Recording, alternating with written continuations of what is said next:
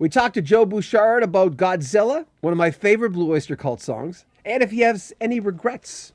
I'm John Beaudin from Rock History Music. I really love the Blue Oyster Cult song Godzilla. It's one of my favorites. And we were finished the interview, and all of a sudden I thought, what have I forgotten? We've talked about all the hits. We've talked about the important albums. We've talked about his new album. But how about Godzilla? Godzilla is another Buck Dharma song. Yeah. Pretty much fully formed from his home studio.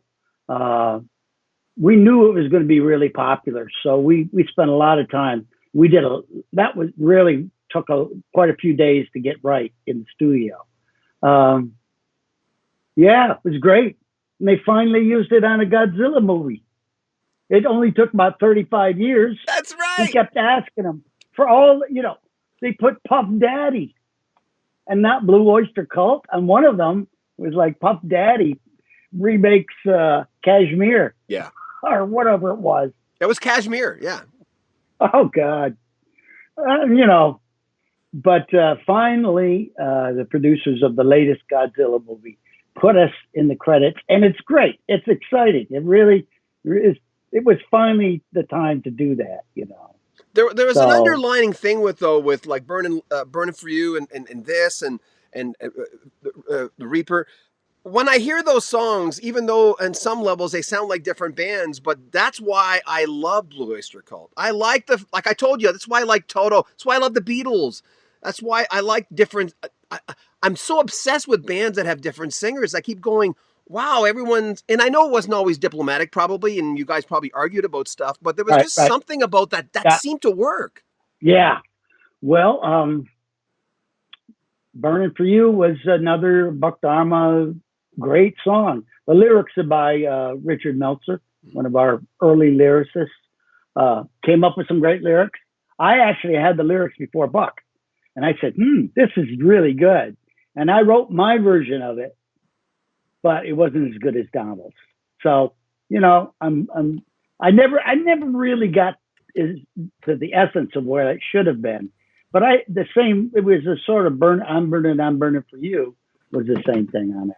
But, that's another one that's people are really moved when they hear that song. Just the opening chords. Yeah. Yeah. Well, you have a lot of songs with the opening chords that just get you, and you stop and you because Burn for You is one of those songs. I remember when I heard it, and I'm going, I didn't know it was you guys, and I'm going, I remember being so glad it was you guys, going, God, yes, Yeah. And that's the thing that I think Blue Oyster Cult had with a lot of fans, where the Windham Hill label used to have that when they were doing new age music. People would buy Windham Hill or ECM or CTI. They would buy the label because they trusted the label, and bands have that. And I had that with you guys. I remember going, if you guys put it out, I'll buy it because you've already earned the trust. And I love it when bands do. Yeah. Yeah. Looking back, do you have regrets? Are there things you wish you would have done? No, I wouldn't change a thing. It's all been incredibly magical. I'm lucky. I've got great family, a great family. Actually, now that we're all in quarantine, I see more of my family than I used to. We have a Zoom meeting every Saturday, and they're all spread out. Upstate New York, Texas. I've got cousins in Hawaii and Utah, and we have this chat every Saturday. So, I'm glad to,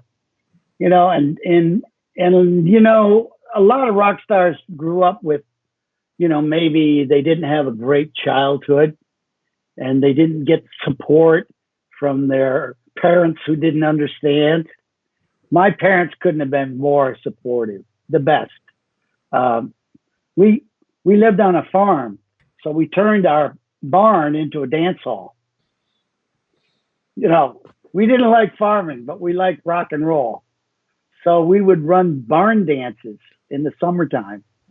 And of course it's a big, a lot of summer tourists up there, but they were events, and that really kicked off, myself and my brother, thinking that, music was really where it was at. We got the bug early, and there was no stopping it. I don't usually hear a story like that. It's actually rare where I'll say, well, I always ask every artist, how were your parents with this? Did they get it? But your parents obviously really got it. Yeah. They really got it. My dad played a little bit of guitar. My first guitar was something that he got for $5 when he was mowing lawns as a kid. My uncle had he was really talented. He played the guitar kind of like Les Paul, that kind of jazzy Les Paul stuff. Mm-hmm. But he had these great Fender guitars, and he was the one that had an amp that got it started.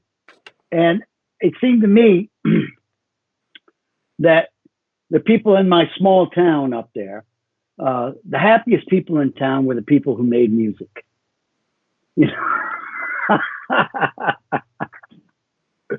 So that was great. That was great to be able to do that. God, good for you. Oh, Walk of Fame. Now, was that your idea? Was that your lyrics? Yes. Is that you looking at fame just from your perspective? Absolutely. Well, there was an incident where one of the stars on the Walk of Fame was vandalized, and I won't mention the guy. I know who the guy is, but it was Anyway, go on. It's okay. But it wasn't vandalized once; it was vandalized twice. And and I think it's actually been vandalized a few times after that. They built a wall around it. They built a wall around the star. So anyway, I'm thinking about that, and I'm thinking about this sort of quest for fame, and how that's more important than money. Yeah. To have that fame, So it was a lot of fun, and Mickey plays great drums on that. I'm really proud of that song. And it's not uncommon for a rock star looking back and saying, I thought we'd last. Is it because you were young and you couldn't see that far ahead? Why do rockers say that? I only thought we'd last 3 years or 2 years or whatever. Why do you think that? Well, statistically at the time, bands did break up pretty quickly. Yeah. They hit a bump in the road.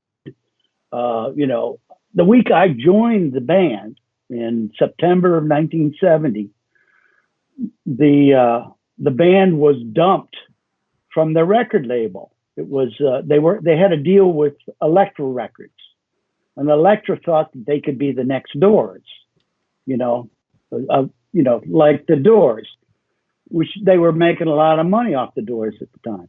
But there was a clash of personalities, and they only finished half of an album. Then they made another half of an album that was never quite finished. The record labels decided they didn't like the album. So the week I joined the band, they get a telegram. Remember a telegram? Yeah. Telegram, you would get it was not even a letter. It was a telegram that said, "You are now off the label." And I was so pissed. And I said to the guys, we are going to make this thing happen. We are going to get out there. We're going to play shows wherever we have to play, and that's what we did. We went out and, played the coal mining towns of Pennsylvania and upstate New York, little dives. And it slowly built up and built up. Strange Legends, his brand new album from Joe Bouchard. Make sure you comment on our videos, subscribe to our channel, and share our videos. Buy a t-shirt if you can, support the channel. I'm John Beaudin from Rock History Music.